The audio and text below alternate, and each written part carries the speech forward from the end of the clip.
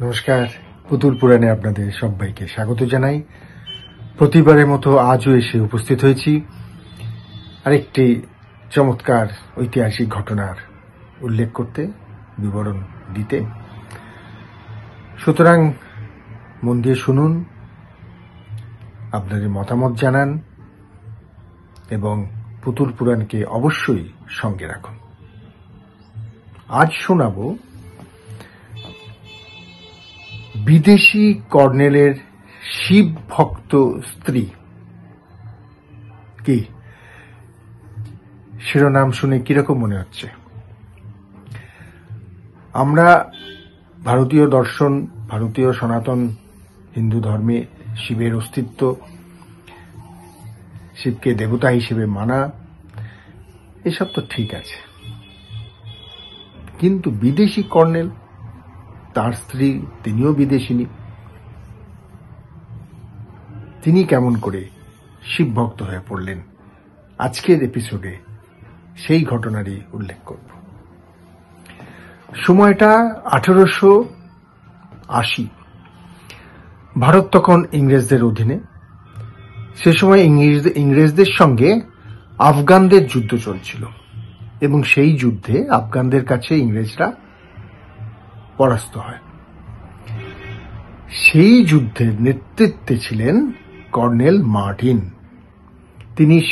তিনি সেনাবাহিনী নিয়ে মালবা প্রদেশের আগ্রা নগরে ছাউনি ফেলেন।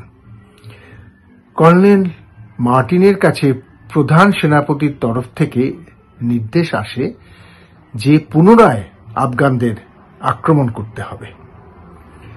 মার্টিন তার স্ত্রীকে আগ্রার শিবিরে রেখেই চললেন যুদ্ধে। সেখানে বেশ কিছুদিন ধরে কর্নেলের সঙ্গে এই লেডি মার্টিনের যোগাযোগ হচ্ছিল না। তিনি তার খবর পাচ্ছিলেন না, খুবই চিন্তিত ছিলেন। স্বামীর অমঙ্গল কল্পনায় তিনি অস্থির হয়ে পড়লেন। তিনি ভাবলেন যে এভাবে চুপচাপ বসে না থেকে একটু শিবিরের বাইরে যাই, মনটাকে একটু শান্ত করতে হবে। এভাবেই তিনি শিবিরের বাইরে গিয়ে ঘোড়ায় চেপে যেতে যেতে দেখলেন এক জায়গায় একটি মন্দির এবং সেই মন্দিরে ভজন কীর্তন চলছে। কি এক সূক্ষ্ম টানে, কি মনে করে লেডি মার্টিন ঘোড়া থেকে নেমে ধীর পায়ে সেই মন্দিরে প্রবেশ করলেন এবং সেই কীর্তনের মুহূর্তে তিনিও মেঝেতে বসে পড়লেন। তিনি ভাঙা ভাঙা হিন্দি বলতে পারতেন। সেই ভাষাতে, হিন্দি ভাষাতেই একজনকে জিজ্ঞেস করলেন, এটা কি হচ্ছে, বা এই বিগ্রহ এর নামই বা কি?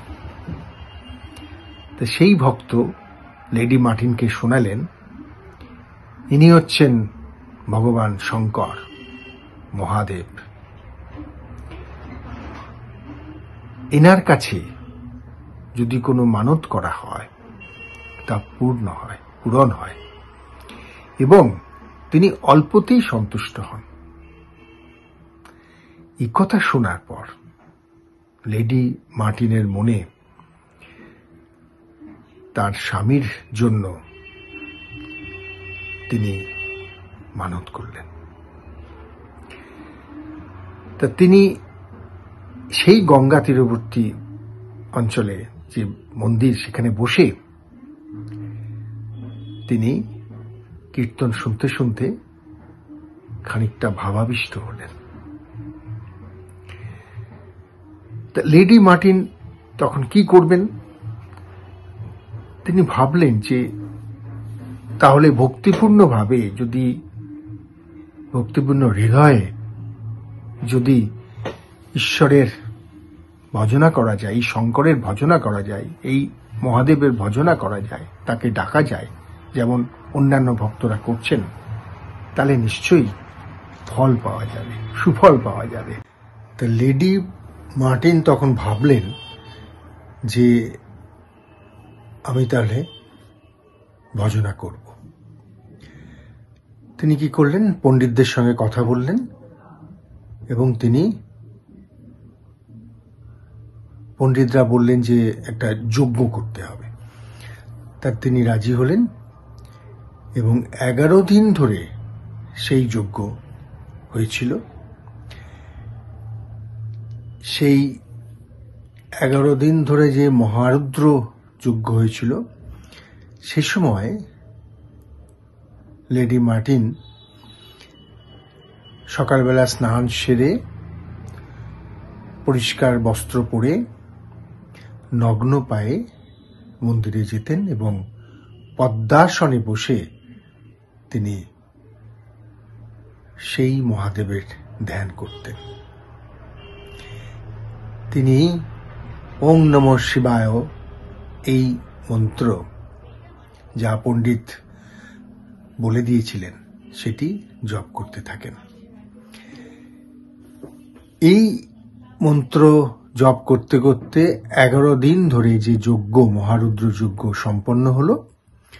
তিনি দান ধ্যান করলেন, পণ্ডিতদের দক্ষিণা দিলেন এবং আশ্চর্যের ব্যাপার, পরদিনই তিনি একটি পত্র পেলেন যেটি দূত মারফত পাঠিয়েছেন স্বয়ং কর্নেল।